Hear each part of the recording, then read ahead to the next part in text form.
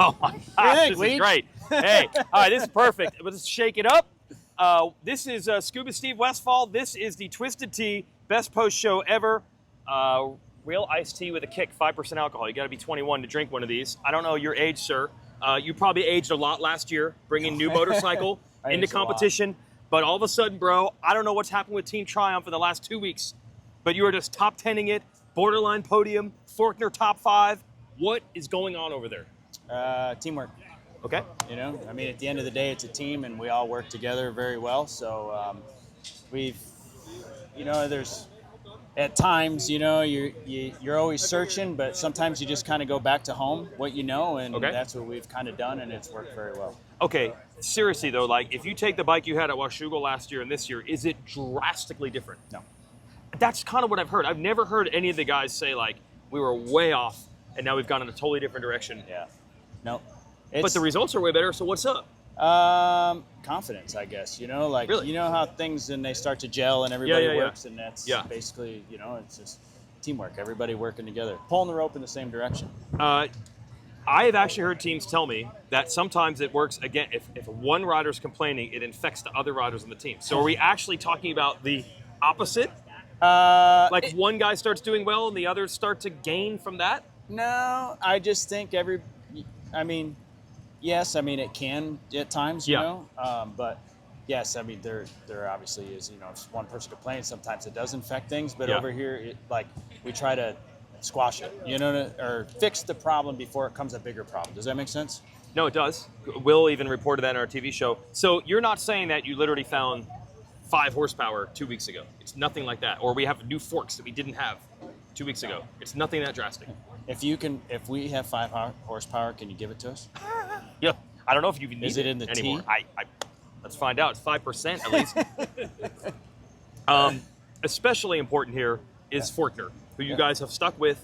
It has not gone well. Supercross was not good. At one point, we're like, dude, he's on the verge of not qualifying for one of these mains. 8th all of a sudden last week. Yeah. 5th today. Yeah. You stuck with the program, and look at him now. Yeah. No, he's been riding well. When I tell everybody he's been riding well during the week, he's just as fast as everybody else. He really truly is, and I think it's again, it's confidence. It's believing in yourself and whatnot, and just trying to keep giving him positive energy every day. And my last thing, you had poor Jalik was by himself a lot last year, I think, right? Yeah. To have that right? Yep. What is the benefit of having 3-4 guys working together during the week, riding together? It's good. They do push each other. Yeah. They do talk a lot of trash sometimes to one another, which is good. That's what keeps it fun and entertaining, and the mood right. Okay. All right. Triumph is not quite triumphant yet, but 3-4 top 10s in one day. That's pretty good. We're going to go to 250 press conference, and then we'll talk about the race after that. I wish I could cheers you, but you don't have a drink. At least you sat in the chair. I did sit in the chair. Nothing major change. Just we really did one tuning, just one time.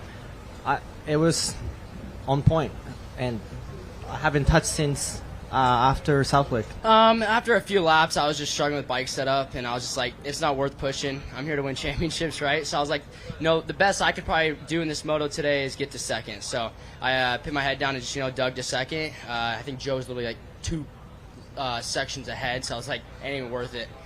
Tied on points of the day, so it was chilling. I definitely tried to fight for it at the end. I think it was 2 or 3 laps ago. I tried to make a move. Had a pretty close one in the back. After that, I was like, you know what? I have the podium. It's my first one. I don't want to be an idiot and try to, send it for third. I know it sounds kind of bad, but for me, I haven't been this close in a long time. So for me, it was kind of just, take the small wins like today and, build from it. So, I just kind of mellowed out the last lap and a half and let him have it, kind of. I wouldn't say I let him have it. He was riding great. So for me, I just, backed it off a little bit.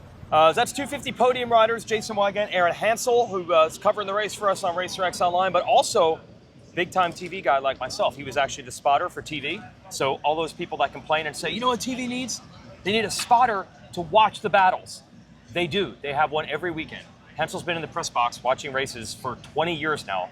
He knows the numbers of the riders. He can recognize. Speak for yourself. You actually know what you're looking at out here? Yeah, well, the backstories of all the riders, keep an eye on Barship. He's coming up on a certain rider. Yes. Et cetera, that kind of thing. Just all the stories. And then, you know, as everything as the day progresses, all the stories come together and that kind of thing. Yeah, what could be a podium battle or points battle or whatever. Sure. So 250 class today, you were in the press conference too, so you have info that I don't have yet because I haven't watched it and I was too late to get in there. Dude, Shimoda coulda, shoulda, woulda had 3 straight wins here. I mean, Millville's was his for the taking. It slipped away, but he won Red Bud and he won here. He's really surging. Yeah, you know, I asked him about early race aggression. Yeah. And he still didn't really have a solid answer other than he's been trying to do more sprints. Okay. During the week. Mm-hmm. And really surprised me because I thought his early race aggression was excellent today. Yeah. Especially in the second moto. Yeah, he took out. I mean, Deegan there was no hope that Deegan was going to get up there. He was gone. And then a lot of other good stories. I actually don't know how Marchbanks had not had a podium yet because he's been really good all year. In the 450 class, right? Apparently one moto, we found out. I thought he had an overall. It was only one moto. But he's been hovering third in points all summer, but no podiums yet until today.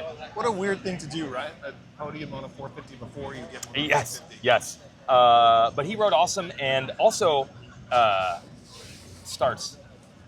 Dude, these Cowie guys are struggling right now. Except Tamaker.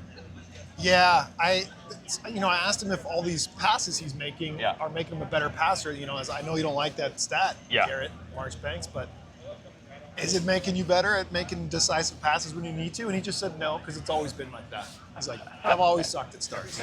Yeah, he's So- maxed out on how good you can be at passing. Yeah. So that's cool. Something to think about going into the break. And then 450s, I'll get your take before we go to the press conference. Somebody else won? Amazing. Yes. Jet is struggling. Yeah, it was They terrible. Really need to get this figured out. He was terrible today. No doubt about it. Only got second. Interesting. It looked like for a little bit Sexton was maybe going to go for the 1-1. And then he explained to you in the press conference that he eventually thought better of it. Yeah, well, he wanted to do it. He admitted it, and he Yeah. also had Tomac on him, and he needed to go. But once he was in a comfortable position, I'm going to stop pushing because I've already thrown one race away early. I'm sure he was referencing Dallas. Yes. Threw a win away when he didn't need to, and he said he didn't want to look like an idiot again. He also said he Yeah. feels like he's ahead of schedule. Really? Yeah, I asked him, you want to win. You came Yeah. back to win. Is this ahead of schedule, on schedule, behind schedule? And he said he feels like it's ahead of schedule. And he referenced losing a moto by 48 seconds last week. Well, that brings me to Tomac. Sexton lost by 48 seconds last week. 90 seconds, Tomac off the lead. And then today he could see them most of the day. That is an astonishing improvement in a week, but that's kind of how motocross works sometimes. Yeah, he said he thought the bike was good going into Spring Creek. Yeah. It wasn't good in a race environment, he just said they've been making big wholesale changes to Yeah, the bike. yeah. Shock changes, big changes, taking big swings, swinging for the fences. Yeah. And he feels like they're in a spot now, at least this is what he said in the press conference, that they can take this and tune it. They're not going to have to make these big changes. Yeah. They can tune what they have. And he said he's going to chase cows during the break. Okay. Eli, just so revealing now it's private life. Here's more from the press conference. Good job with the spotting, Hansel. If you like the show, I was part of it. If you didn't like it, it's because they didn't listen to me. Yeah, I don't know. I mean, winning the overall felt better, obviously. It would have been unfortunate to come out here and not win after winning the first moto. So, but I don't know. Yeah, it was nice to get a win, and it's been a while since I've won a race. It's been since Salt Lake City, so it's just nice and kind of get that monkey off my back and go into the break and try and get better. I still got a few things I can get better on and get a little more speed. I was better today with speed-wise, even in qualifying, but there's still a little bit of room to get better. So I'm just happy to click off a win and go into the break and make some improvements. Yeah, just different setup, straight up. So different setup. Found something that I was really comfortable on, and was in the same zone as these guys, like same zip code. Was able to see them, so that was nice. That's why I lost. They jinxed me. No, it's I knew Chase and Eli have been really good here. Obviously, I watched them in 22 and obviously 23. Last time I was here, Chase was on my ass the entire time and fast. So I knew this is my worst track of the kind of the circuit. And I just had to try and rely on my starts, and I got a bit screwed in the first one by the Spanish mate, but and then the second one I was able to kind of wiggle my way back in the second. I was a bit slow on the jump, but no, it was. It's not an overall, but I'm still happy with second, you know. I mean, Chase rides really well here. He was fast that first one. Just kind of tried asking for too much, and then once I got up, I tried getting into a flow again, and I wasted two laps where Eli was already gone, you know, and like he was riding fast. So it was just trying to get that flow and try to pull in, and then I'd pull him in a bit, then would hit lappers gnarly, and then yeah, I mean, I've had a really good run. I mean, you can't always win everything, and winning always comes to an end at some stage. So I'm still happy with a second, and be able to rebound for at least for the second moto and get a race win. Okay, that's it for the show. We will have coverage with the Weed Show for this race, and also with 3 episodes at Loretta Lynn's, and a lot more coverage from that race coming up. It'll be a 2-week break before Ironman, and then we'll all be back with this Twisted Tea best post-race show ever. A little bit of life breathed into the series with 2 winners that are not Hayden Deegan and Jet Lawrence, but Deegan and Lawrence are still there. It wasn't like a heartbreaking day where they crashed out or something like that. So at Ironman, not Unadilla, the next race, there'll be much to play for. So great stuff from Pro Motocross from Washougal. As always, delivers. Thanks to Twisted Tea for backing our show.